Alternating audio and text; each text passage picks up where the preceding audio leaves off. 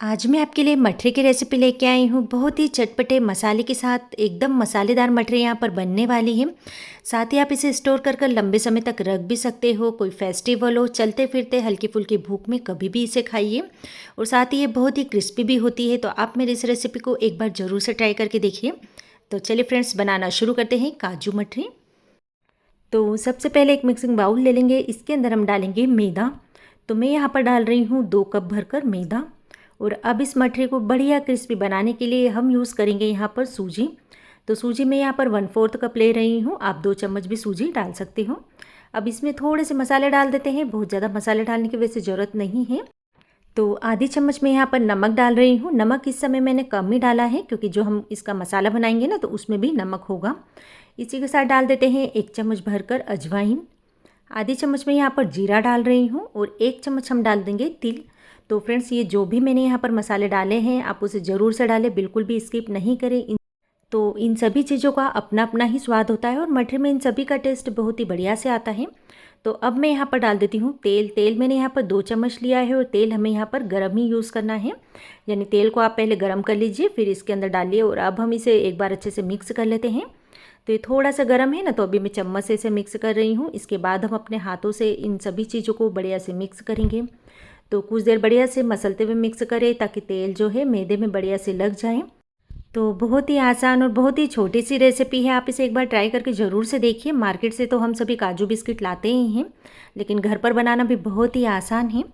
तो यहाँ पर देखिए तेल बढ़िया से इसमें मिक्स हो चुका है। तेल हमें यहाँ पर इतना चाहिए कि जब हम इसकी मुट्ठी बनाएं ना, तो आसानी से बन जाए। मतलब बिल्कुल परफेक्ट इसमें तेल का मोइन डाला है हमने। तो चलिए अब हम यहाँ पर इसका डो लगा के तैयार कर लेते हैं। तो डो लगाने के लिए मैं यहाँ पर पानी का यूज़ कर रही हूँ। वैसे आप चाहें तो यहाँ पर दूध भी डाल सकते हो। बहुत से लोग यहाँ पर दूध का भी यूज़ करते हैं। ये आपके ऊपर है कि आप इसका जो डो है दूध से लगाना चाहते हो या फिर पानी से। तो बस थोड़ा थोड़ा पानी यहाँ पर डालते जाते हैं और इसका बढ़िया से डो लगा के तैयार कर लेते हैं। तो जो इसका डो है ना, हमें एकदम नरम सा चाहिए, यानी सॉफ्ट डो हमें यहाँ पर इसका लगाना है।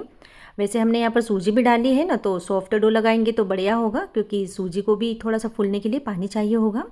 तो यहाँ पर देखिए नरम सा इसका डो मैंने लगा के तैयार कर लिया है। तो अब हम इसे कवर कर देंगे और कवर कर कर हम इसे लगभग 10 से 15 मिनट के लिए साइड में रख देंगे, ताकि अच्छे से सेट हो जाए। तो चलिए इसे कवर कर देती हूँ और साइड में रख देती हूँ, जब तक हम यहाँ पर एक बढ़िया सा मसाला बनाकर तैयार कर लेते हैं। तो चलिए एक मिक्सिंग बाउल ले लेते हैं। इसके अंदर हम डालेंगे 1 चम्मच काश्मीरी लाल मिर्च पाउडर। इससे कलर बहुत ही बढ़िया आएगा। इसी के साथ मैं यहाँ पर डाल रही हूँ 1 चम्मच अमचूर पाउडर। इसकी जगह आप यहाँ पर चाट मसाले का भी यूज़ कर सकते हो। आधी चम्मच हम डाल देते हैं काली मिर्च का पाउडर और इसी के साथ हम डालेंगे आधा चम्मच काला नमक। थोड़ा सा हम यहाँ पर सादा नमक भी डाल देते हैं। तो नमक आप बिल्कुल ध्यान से डालिए, क्योंकि आटे में भी हम पहले नमक का यूज़ कर चुके हैं और यहाँ पर हमने काला नमक और सादा नमक दोनों का यूज़ किया है। और इसी के साथ मैं यहाँ पर डाल रही हूँ आधा चम्मच भरकर पिसी हुई चीनी। तो इन सभी चीज़ों को बढ़िया से मिक्स कर लेते हैं। तो मिक्स करने के बाद इस मसाले को आप एक बार टेस्ट ज़रूर कर लीजिए। अगर आपको यहाँ पर कुछ भी थोड़ा बहुत कम ज़्यादा लगता है तो आप इस समय डाल सकते हो। तो ये लीजिए फ्रेंड्स, सभी चीज़ें बढ़िया से मिक्स हो चुकी है और बहुत ही बढ़िया यहाँ पर टेस्टी सा चटपटा सा मसाला बनकर तैयार हो चुका है। तो चलिए इस मसाले को तो अभी रख देते हैं साइड में, क्योंकि इसका काम हमें बाद में पड़ेगा। अभी हम यहाँ पर आटे को देख लेते हैं। आटे को रखे हुए भी कम से कम 15 मिनट का समय हो चुका है। तो आटे को एक बार अच्छे से मसल के फिर से चिकना कर लेते हैं। आप देख सकते हैं ना, आटा मैंने कितना सॉफ्ट लगाया है। आटा सॉफ्ट होगा ना, तो ये जो मठरी है बढ़िया से फूलेगी और अंदर से एकदम खस्ता बनेगी, कड़क बिल्कुल भी नहीं बनेगी। तो चलिए अब इस डो में से हम इक्वल साइज़ के 2 पेड़े निकाल लेते हैं। तो थोड़े बड़े साइज़ के ही हम बना रहे हैं, क्योंकि ये जो काजू होते हैं ना, थोड़े से मोटे ही होते हैं।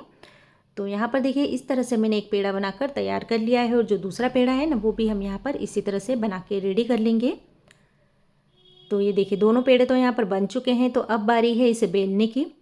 तो चकला बेलन ले लेते हैं। तो इसके लिए आपको यहाँ पर तेल या सूखा आटा लगाने की बिल्कुल भी ज़रूरत नहीं है, क्योंकि ये बिल्कुल भी नहीं चिपकेगा, क्योंकि हमने यहाँ पर मोइन अच्छे से डाला है।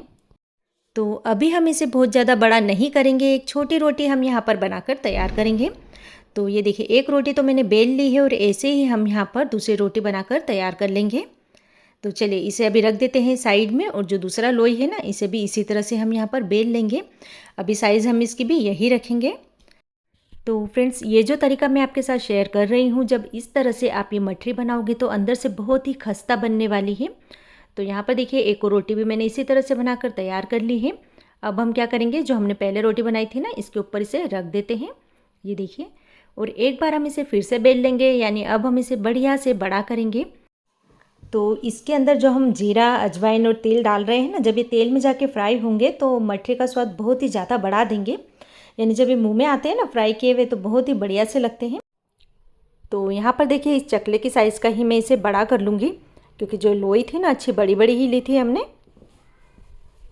तो यहाँ पर देखिए, इस तरह से मैंने इसे बढ़ा लिया है। आप देख सकते हैं, इसकी थिकनेस भी आपको बता देती हूँ। तो ये रोटी जितना पतला नहीं है, इसे थोड़ा मैंने मोटा ही रखा है। तो चलिए, अब बारी है इसे कट करने की। तो कट करने के लिए मैंने यहाँ पर इस तरह से ये ढक्कन लिए हैं, जो बोतल होती है ना, उसके ढक्कन निकाल लीजिए। अगर आपके पास कटर हो तो बहुत अच्छी बात है, आप कटर से भी इसे कट कर सकते हो। तो मेरे पास ये जो 2 ढक्कन है ना, एक बड़ा है एक छोटा है। तो ये आपके ऊपर है कि आप छोटे साइज़ के काजू पसंद करते हो या फिर बड़े साइज़ के। तो मैं तो यहाँ पर थोड़ा सा इसे बड़ा साइज़ का ही निकाल रही हूँ। आप देख सकते हैं मैं किस तरह से काजू को कट कर रही हूँ। तो बहुत ही आसान है काजू का शेप निकालना, आप वीडियो में देख सकते हैं ना, बस किस तरह से मैं इसे कट कर रही हूँ। यानी पूरा ढक्कन लेकर हमें इसे कट नहीं करना है, बस आधा ढक्कन हमें यहाँ पर लगाना है और काजू का शेप निकल कर तैयार हो जाएगा। तो अगर आपके घर में बच्चे हैं ना, तो बच्चों को ये काम दे दीजिए, बड़े ही शौक से ये काम करेंगे और आपका जो काम है वो भी आसान हो जाएगा, क्योंकि बच्चों को इस काम को करने में बहुत ही मज़ा आएगा। तो यहाँ पर देखिए, फटाफट से मैंने इतने सारे काजू निकाल लिए हैं, और जो बाकी काजू है ना, वो भी हम यहाँ पर इसी तरह से निकाल कर तैयार कर लेंगे। तो है ना फ्रेंड्स, बहुत ही आसान तरीका, साथ ही बहुत ही छोटी सी रेसिपी है, लेकिन बहुत ही टेस्टी है। आप आने वाले फेस्टिवल पर इसे ज़रूर से ट्राई कीजिए। तो यहाँ पर देखिए, इस तरह से मैंने काजू निकाल कर तैयार कर लिए हैं। अब बारी है इन्हें फ्राई करने की। तो चलिए, गैस चालू कर गैस पे हम कढ़ाई रख देते हैं और तेल को गरम कर लेते हैं। तेल हमें यहाँ पर मीडियम सा ही गरम चाहिए। तो अब हम इसमें ये एक एक काजू मठरी उठाकर डाल देते हैं। आप पूरी एक साथ नहीं डालें, एक एक कर कर ही डालें, क्योंकि ये जो आटा है ना बहुत ही सॉफ्ट है। अगर आप पूरी एक साथ उठाकर डालेंगे तो हो सकता है काजू आपस में चिपक जाए और इनका शेप जो है वो भी ख़राब हो जाएगा। तो यहाँ पर देखिए, इस तरह से मैं ये काजू डाल रही हूँ। गैस का फ्लेम मैंने बिल्कुल लो किया हुआ है, और डालने के बाद कुछ देर के लिए हम इसे इसी तरह से छोड़ देंगे। अभी हमें इसे बिल्कुल भी नहीं चलाना है। जब कुछ देर हो जाएगी और थोड़े से फ्राई हो जाएंगे, इसके बाद हम इसकी साइड चेंज करेंगे। तो चलिए फ्रेंड्स, अब हम इसे पलट देते हैं, और पलटते हुए दोनों तरफ से हम इन्हें बढ़िया से फ्राई कर लेंगे। तो गैस का फ्लेम हमें बिल्कुल लो ही रखना है, और बिल्कुल हल्के हाथों से ही आप इसे पलटें, क्योंकि अभी ये बहुत सॉफ्ट है, क्योंकि हमने इसे नरम आटे से बनाया है। तो सच बताना दोस्तों, किस किस ने बचपन में इन काजुओं को खाया है, क्योंकि ये जो रेसिपी है ना बहुत ही पुरानी है, बस तरीका थोड़ा सा मैंने नया बताया है आपको। तो मैंने तो अपने बचपन में इन्हें बहुत खाया है। जहाँ तक मुझे याद है, 10 पैसे के 10 काजू मिलते थे और बड़े ही शौक से हम इसे खाते थे। तो घर के पास में जो किराने की दुकान होती थी ना, तो उनकी बर्नियों में काजू तो ज़रूर से मिलते ही थे। तो चलिए फ्रेंड्स, बातें तो बहुत सारी हो गई है, और बातों ही बातों में काजू भी यहाँ पर बढ़िया से फ्राई हो चुके हैं। बहुत ही सुंदर सा कलर आ चुका है। बिल्कुल लो फ्लेम पे ही मैंने इन्हें फ्राई किया है। तो चलिए, अब हम इन्हें बाहर निकाल लेते हैं। तो तेल में बाहर निकालते से ही हम इसे डाल देते हैं किसी बाउल में या किसी बर्तन में डाल दीजिए, और इसके ऊपर हम डालेंगे ये मसाला जो हमने बना के रखा हुआ था। तो 1 से 1.5 चम्मच में यहाँ पर मसाला डाल रही हूँ।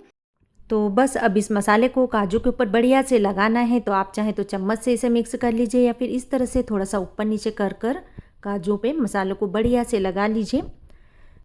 तो अब जो बाकी के हैं ना, वो भी हम यहाँ पर इसी तरह से फ्राई कर लेंगे, और फ्राई करने के बाद इस तरह से उस पर मसाला लगा देंगे।